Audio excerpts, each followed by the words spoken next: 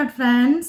இன்றைய தினம் நம்ம சிந்திக்கிறதுக்கு எடுத்திருக்க எஸ்தருடைய வசனம், எஸ்தருடைய சரித்திரத்தில் 2வது அதிகாரம் வசனங்கள் 5 முதல் 8, 3 வசனம் தான்.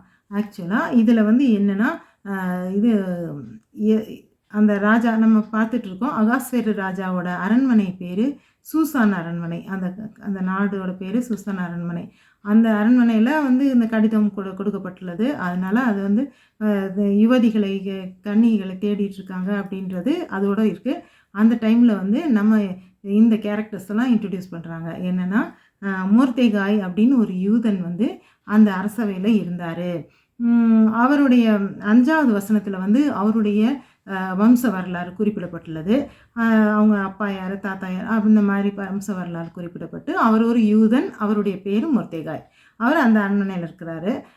அடுத்து அவர் எப்படி அந்த அரண்மனைக்கு வந்தார் அப்படின்றது அடுத்த வசனத்தில் சொல்லியிருக்காங்க.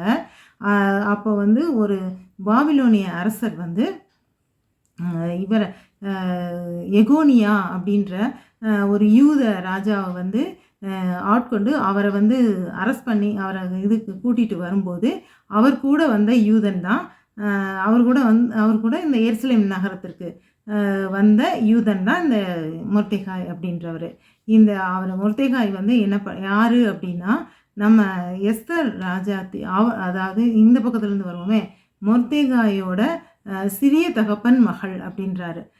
அதாவது அவரோட சித்தப்பா பொண்ணு, தங்கச்சி தான் வரும்.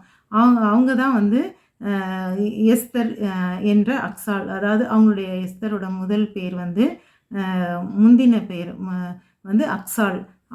அக்சால்ன்ற பேர். ஆனால் எஸ்தர்னு தான் அந்த கதையில் நம்ம சொல்லப்படுறாங்க. அவங்க யாருன்னா, மொர்தெகாயோட சிறிய தகப்பனுடைய பெண். ஆனால் அவங்களுக்கு அம்மா அப்பா இல்லை. அவங்க தாய் தகப்பன் இறந்ததுக்கப்புறம் மொர்தெகாய் என்ன செய்கிறாரு, அவளை அடாப்ட் பண்ணிக்கிறார். அதாவது தங்கை முறை தான், ஆனால் அவரை மக மாதிரி வச்சு ரொம்ப ஏஜ் டிஃப்ரென்ஸ் இருக்கும் போல். அதனால் இது நல்லா பொண்ணு மாதிரி, மகள் மாதிரி அந்த பொண்ணை அந்த கன்னிகையை நல்லா வளர்த்து வர்றாரு அப்படின்றது தான் இந்த 3 வசனத்தில் சொல்லப்பட்டிருக்கு. இந்த ஒரு இன்ட்ரடக்ஷன் நம்ம எஸ்தர் ராஜாத்தியை பற்றி சொல்லப்பட்டிருக்கு.